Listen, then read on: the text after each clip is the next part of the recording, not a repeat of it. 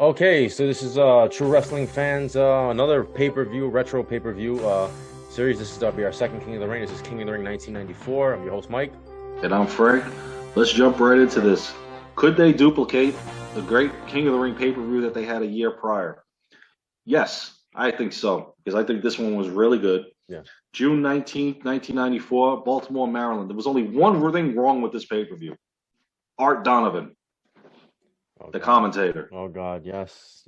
He was the only thing wrong with this He almost ruined this pay-per-view, man. I rewatched this recently, and the other thing that was wrong with it, Randy Savage commentating it as well, but besides Gorilla Monsoon. Well, it was the combination of Art Donovan and Randy's. Mainly Art Donovan. Yeah, it was mainly. I'm sorry. That's what made Randy a little bit more intolerable. Was that's like now watching Adnan Virk from ESPN doing Monday Night Raw.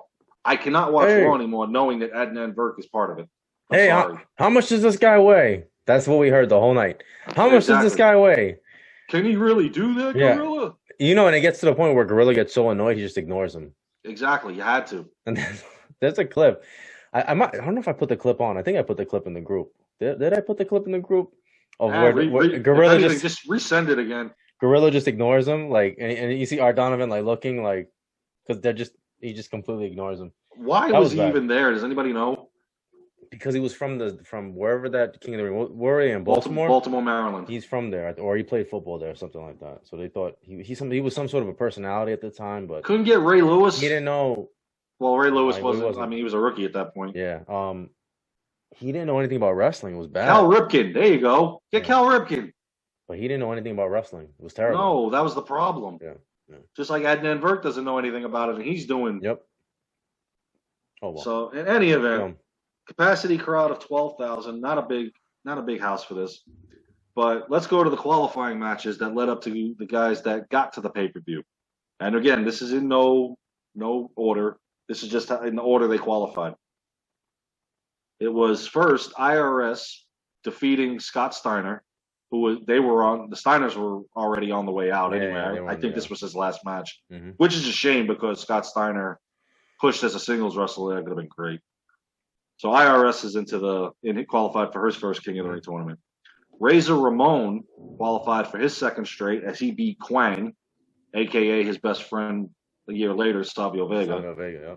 Never got the whole Quang thing, but I mean, of all the names, the wrestling was good. Just the name. Yeah, it just didn't. Vince has got a problem with these names sometimes. Yeah. The next qualifier was Mabel defeating Quebecer Pierre, or Jean-Pierre Lafitte, or whatever you want to call him. So from there, and then Bam Bam Bigelow qualified for his second straight King of the Ring, beating Sparky Plug. Bob Holly. Or Hardcore Holly. Yeah. I mean, and I love that, He's a race car driver. He's a race car driver. If you look at him in 1994, and then look at him in 2004, yeah, this guy's not steroiding at all.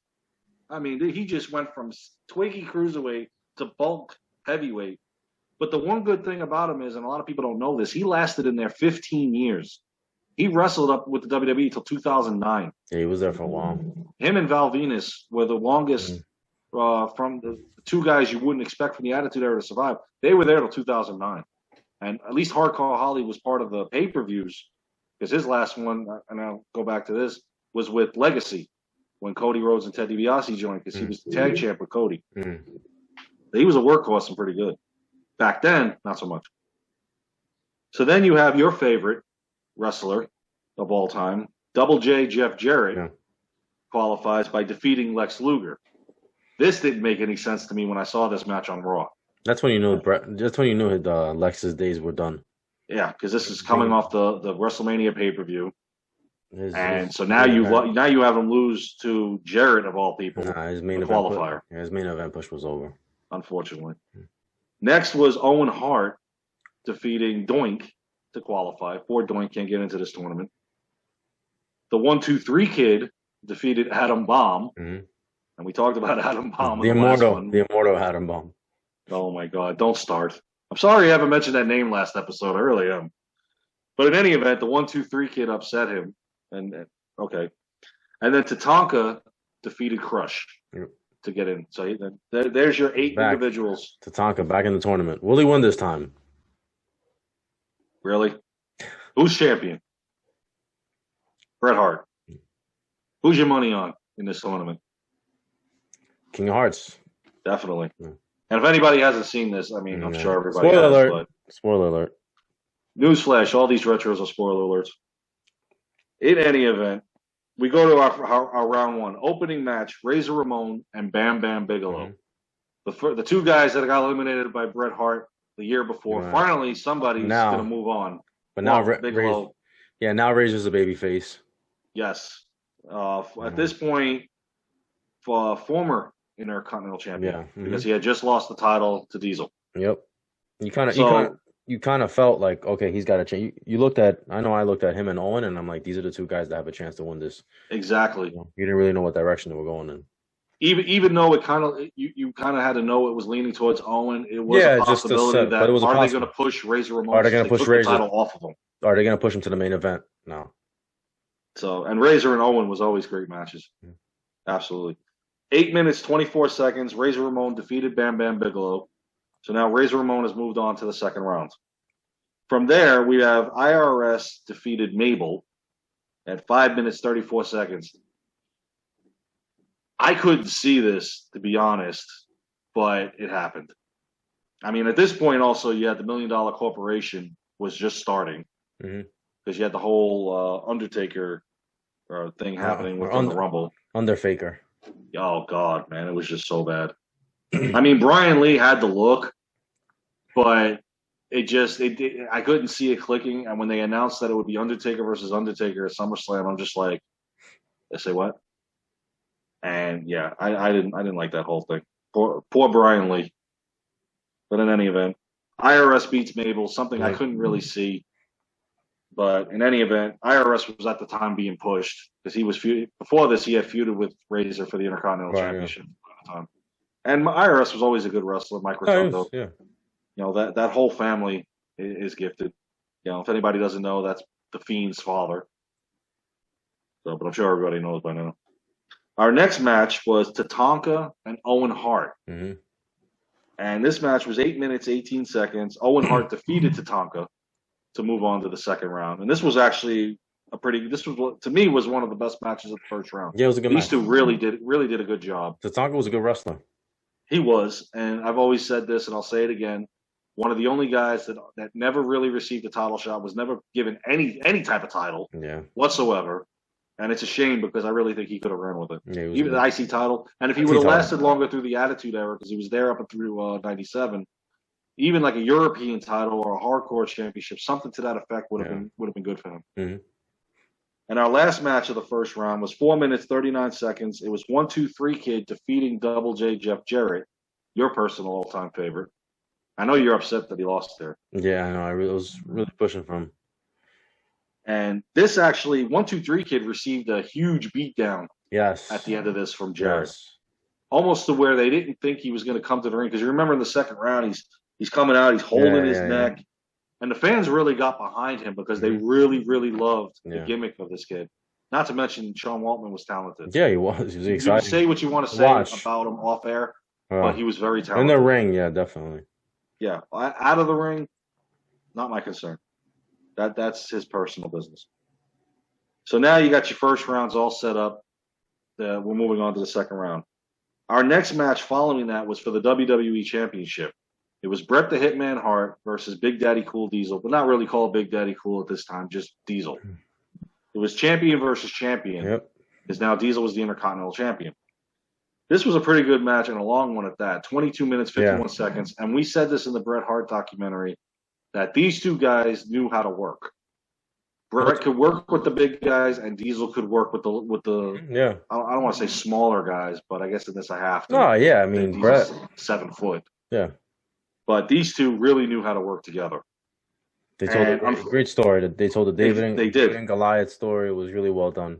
Really well done. Now, unfortunately, in this one, both of them had a save face. Because Diesel's on his momentum with the IC title. Bret's obviously on his momentum through 1994. So, what do? Jim the Anvil Neidhart comes back. And everybody thinks that the Hart Foundation has reunited. In a way, it did, just not the way you're thinking. Right. And the Anvil was in his corner due to Shawn Michaels being in Diesel's corner. Right. And Jim Neidhart cost Bret Hart the match. Diesel wins by disqualification, but Neidhart attacked him, but then walked out after Shawn and Diesel were giving him the beatdown. Yeah, Shawn had already interfered in the match. Bret gets jackknifed, and then Neidhart runs into the ring, clotheslines Diesel before he can pin him to keep the title on Bret because it can't change due to a disqualification.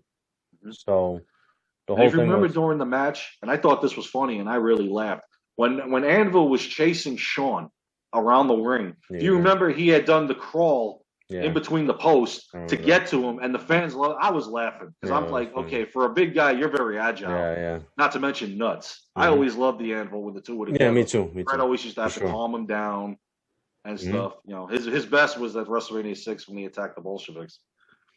But when you watch this for the first time, you think, okay, Anvil just accidentally got caught saving his friend. If you look at it through another aspect, he was helping keep the title on Bret for somebody else. And you don't see this until later, and we'll get to that in a second. In any event, Diesel wins by DQ. The title doesn't change hands. Bret really doesn't lose anything credibility-wise on this match. It's just it tells a story going forward on it. So in any event, their first match ends with Diesel getting the victory because these guys had 4 pay-per-view matches total. We go to the semifinals now, and an old rivalry renewed: Razor Ramon versus IRS. And this was a 5-minute, 13-second match. Razor beats IRS to go on to the finals. And I really thought he deserved to be there by far. Yeah. Mm-hmm. And so now, our next match, 1-2-3 Kid, after his beatdown, came to the ring to face Owen Hart.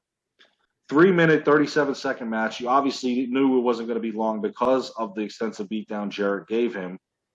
And Owen Hart wins by submission. Here's the funny thing about this. So this is actually the shortest match you could possibly see. Yes. Because as short as it was actually a pretty great match. It was a pretty good match. Yeah. 1-2-3 Kid held his own. But not only that, 1-2-3 Kid completely forgets about the injury and does all his moves. Exactly. You noticed that, right? Yeah. Oh, that neck injury he's coming down with now. All of a sudden, I'm doing my high five. Oh, he's doing everything. He forgot about that he had to still do his moves, but he had to sell the injury. He got all his stuff in. I think he was just hyped up from the whole moment because the fans were totally behind him. Yep. I don't know if they were looking forward for a Razor Ramon 1-2-3 Kid final. I know watching it, you kind of knew you weren't going to get that. Right. So now you got Owen Hart versus Razor in the finals. Damn good match. We'll get to that in a second. The tag team championship match was next, and I don't know if it was the lack of maybe at this point the tag team division was really hitting rock bottom. That's when it starts getting bad. At this point. Yeah. Considering the tag team tournament they had later on was garbage. Yeah. It was the Head Shrinkers defending the tag team championships, and I was always a fan of them when they came in. I really liked the two of them, especially when Lou Albano came in to help manage them. They turned babyface. They defended the titles against Crush and Yokozuna. Now, granted, they're managed by Mr. Fuji, but it just didn't make any sense because they never tagged prior to this. It felt kind of. And I guess it was a lack of tag teams. I know the Smoking Guns at this point, I think one of them was hurt, so they were out. And the Steiners were gone. Money Inc. was no more. So they really didn't have any tag teams in here. The Heavenly Bodies were kind of in and out, and they wouldn't have made sense in this match anyway. So 9 minutes, 16-second match. The Head Shrinkers defeat them to retain the tag titles. Unfortunately, soon after that, they lost them, not on the pay-per-view, but they lost them on a house show to Shawn and Diesel. But they were a really good tag team. I liked it. I didn't like the whole when they started putting the boots on Fatu, like, oh, all of a sudden he can't handle footwear. Yeah. Like, are you really trying to sell this guy as a Samoan Savage? I mean, WCW tried to do it, but I mean, I didn't like that part. This was not the original Head Shrinkers. This was Fatu and Sione because Samu was gone. So this was the Barbarian, that they brought back to being the gimmick of Sione. And I liked it. I think it clicked. I think they saved the tag team of the Head Shrinkers, the only real tag team they had left. And, I was really a fan of them, and I was glad that they were the tag champs, and they kept them here. Yeah, that's when Fatu went to go make a difference in LA, and he came right back. Shortly after they broke it up, and that gimmick just did not roll well. But he was part of the Undertaker's group, which kind of helped him stay there, because if you remember, a year later at the Survivor Series, he was part of the Undertaker's Survivor Series team. Matter of fact, all his boys were. So Savio and there was one more. I forgot. I know Kama was part of it, but he was on the other side of it, of their group. But in any event, after they started moving Fatu in the singles gimmick, the first two didn't work, but the last one did. So now we move on to the finals of the King of the Ring, but this is not the main event. It was Razor Ramon versus Owen Hart. I guess you could still call him the Rocket Owen Hart at this point. Yeah, at this point, yeah. Until the aftermath of this. This match, I really think, should have gone clean, but because of what we saw earlier, it made sense. That Jim Neidhart comes down. Go ahead. You couldn't have Owen go over clean on Razor, because remember, Razor's about to go for the IC title again. Yeah. So they had to do something. So what they did here made sense, considering earlier too. Jim Neidhart comes down to check on Razor on the outside, picks him up, and then clotheslines him. Yep, and then it's revealed. The plan is revealed. That Jim the Anvil was back to secure Bret being the champion, and for Owen Hart to win the King of the Ring, to go on to SummerSlam, to have the best match of 1994. So it was, if WrestleMania 10 wasn't that already. And I was kind of excited. I was bummed a little bit that Razor didn't win. Yeah, I was too. I was rooting for Razor. I was really rooting. But in the end, what we got here is we got a future match between Bret and Owen again. The rematch, yeah. The only thing I didn't like was it didn't main event the pay-per-view. The ridiculous Taker match. Yeah. And I thought Bret and Owen should have main evented it. They didn't give it. They didn't give the proper accolade to Owen on this. Yeah. And I was really mad. So 6 minutes, 35 seconds. Owen Hart wins, gets crowned, and he's now calling himself the King of Hearts. Yeah. And I liked it. It was a good gimmick. It was a good gimmick. Yes. Yeah, the King of Hearts. It was a really good gimmick. Yeah. It really clicked, and I liked it. And again, I've said this before. I was an Owen Hart fan, despite how he was acting here. The man had tremendous talent. Even sometimes I've said this before. Sometimes I believe he was better than Bret. At certain times, there were certain things that the high flying stuff. He could do some things that Bret couldn't do. If these two guys really cut loose and had the match that everybody, if they didn't hold anything back, worrying about injury or whatnot, I really think this would have been the best match of all time between the two.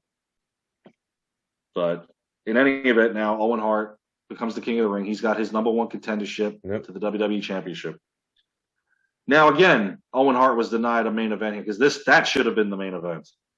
But what do we get in return? Instead of that, we get Roddy Piper versus Jerry the King Lawler is the main event.